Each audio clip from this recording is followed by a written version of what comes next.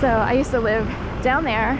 I wound up living down there in time to be made to believe I'd be murdered in my apartment, and I'm wondering if there's a connection. At the time, there's already a Sharon's Bank, so I was like, is there, you know, what's, you know, which shows it was, I had to learn that people orchestrated stuff on a grand scale. Even entire cities could be puppeted to death, like West Hollywood or something. Everyone, and they could all be made to look as if they're turned against you, even if they're not.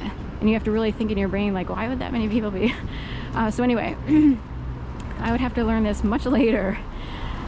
So anyway, that was an oddity. And finally I was like, should I get the key and I'll go and leave you guys to your smooching? I didn't say, you know, but she finally gave me the key and I left. It was really awkward and weird.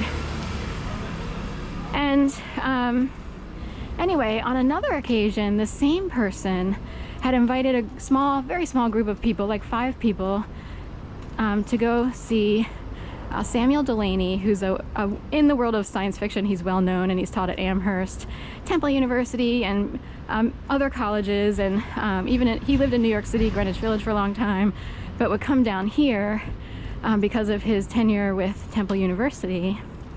So anyway, for like a special, almost like fringe arts event,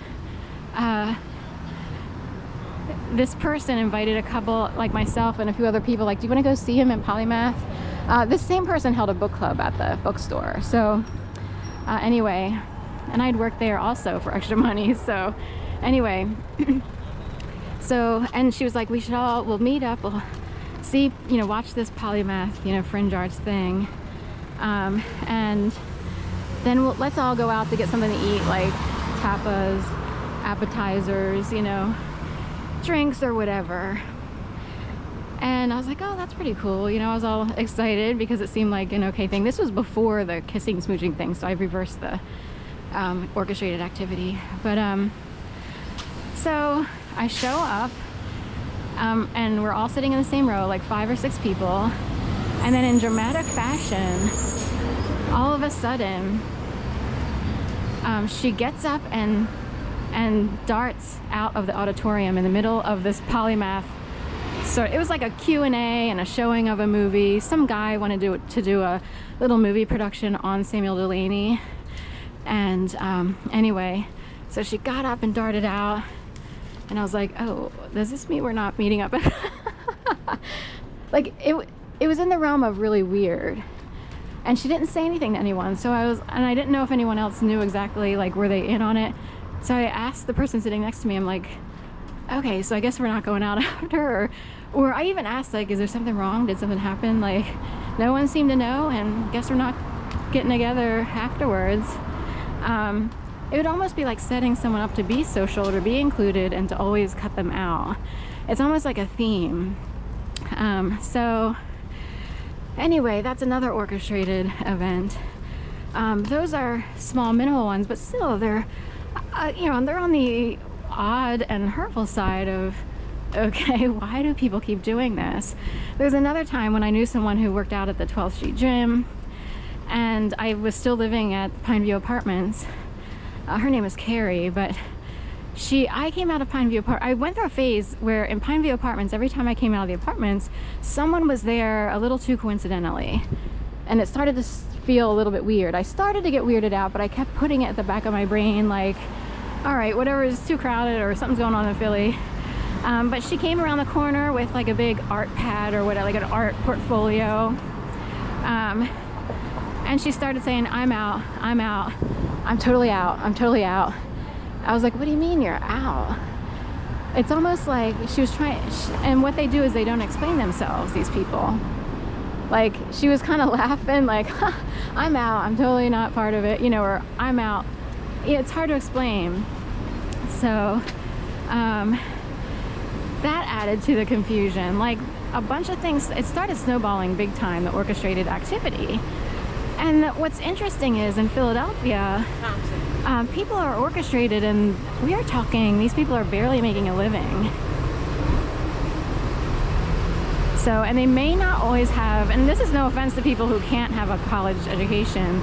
Let's say like my stepbrother, he didn't have a college education. He would later go on to a small college because of, you know, he became a pilot, and then he got like, you know, management for pilots or whatever. But I'm kind of curious. Now, the girl who went to Polymath thing, she did, I think, technically have an education. I think she worked on like genealogy stuff and family histories. But say you're a person like actually trying to meet people and connect with people, and all they do is they keep setting you up, and you're like, I have no clue what the problem is. Like, I think I'm a pretty nice person. The only thing I would be clueless about is why stupid people want to orchestrate. So, and how much of it goes on, and what's the problem? And you're like,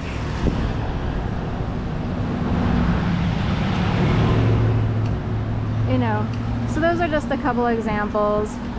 I did learn that people have shills in their audience. So while Samuel Delaney was talking about his, you know, his many achievements as an African-American guy from Greenwich Village, New York, whose parents owned a funeral home, so they already had money.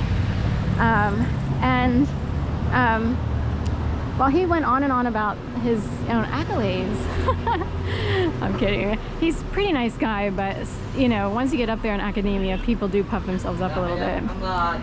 But someone asked, they had a Q&A, and someone outright asked him about the AIDS epidemic, and Samuel Delaney's speaking about people in the neighborhood and him participating as people who had sexual encounters in bathrooms back then and all that stuff in the 80s.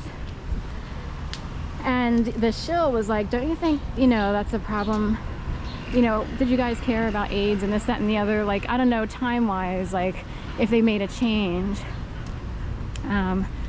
So I'm walking down South Street because it is notoriously one of the most orchestrated streets in the city. So, and would they even put someone out here in a wheelchair, or worse, a paraplegic? Because a long time ago, a paraplegic was placed right in front of my apartment, and I felt like I should help him because he seemed like he was in need. And then it became a thing of exchanging numbers. He could only communicate like Stephen Hawking's or whatever, like through a special keyboard. And you see what I mean? I care about people, but if people set you up and orchestrate, and then you're in like a weird situation, you're like, I'm trying to deal with being orchestrated around daily, 24/7.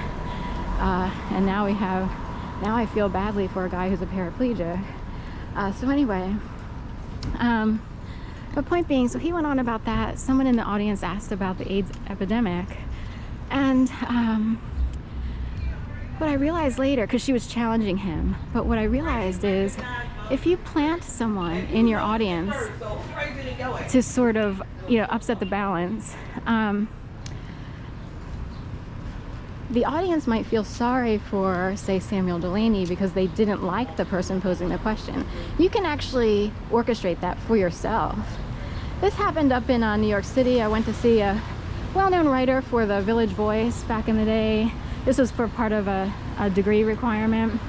Went to a Hunter College, and a big gigantic Asian guy was wearing a shirt, and on the back of the sports shirt it said B.Hung, H-U-N-G. And he got up in the middle of